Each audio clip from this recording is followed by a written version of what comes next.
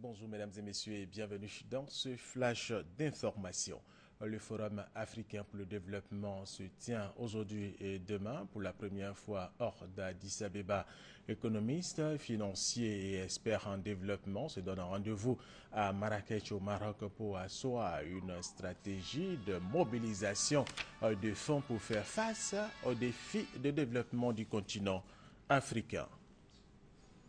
Un nouveau centre médico-militaire vient d'être inauguré au camp militaire d'Akwedo par le ministre auprès du président de la République chargé de la Défense, Paul Kofi.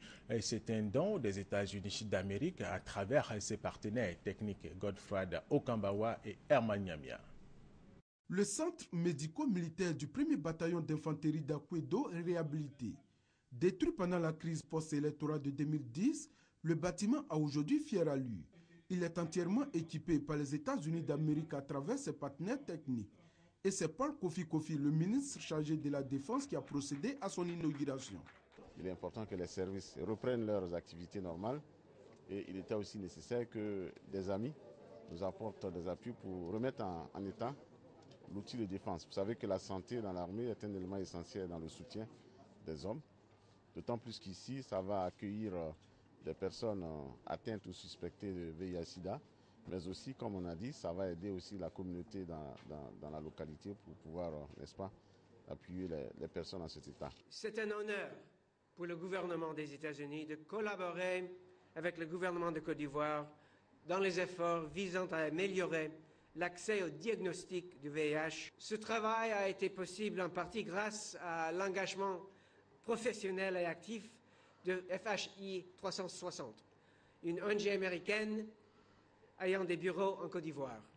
Le centre médico-militaire est composé essentiellement d'une salle de préparation et de stérilisation, d'un laboratoire d'hématologie, biochimie et microbiologie.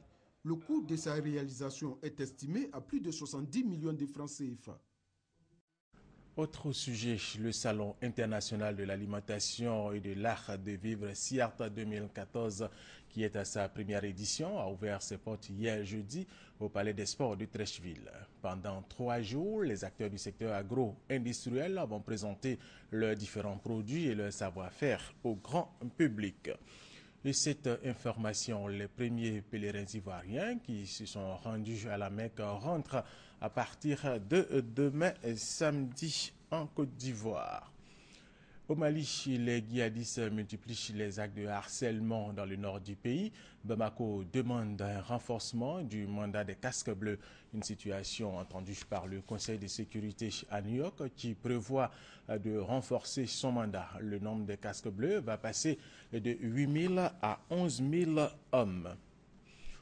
En Centrafrique, un officier pakistanais a été tué lors d'une embuscade contre un convoi de la MINUSCA hier jeudi soir près de Bangui. 9 autres casques bleus ont été blessés. Cette attaque a eu lieu au terme d'une nouvelle journée de violence dans ce pays. Ce vendredi, c'est la journée internationale de lutte contre la peine de mort. Le thème de cette 12e édition, protéger les malades et les handicapés mentaux au lieu de les tuer. La condamnation à la peine capitale est en principe interdite dans le cas du moins, ce que stipulent les normes internationales. Pour terminer, sachez que le prix Nobel de la paix a été attribué tout à l'heure à la Pakistanaise Malala et à l'Indien Kailash Satyarthi. Ils reçoivent donc le prix Nobel de la paix 2014. Fin de ce flash d'information. Je vous retrouve à 13h.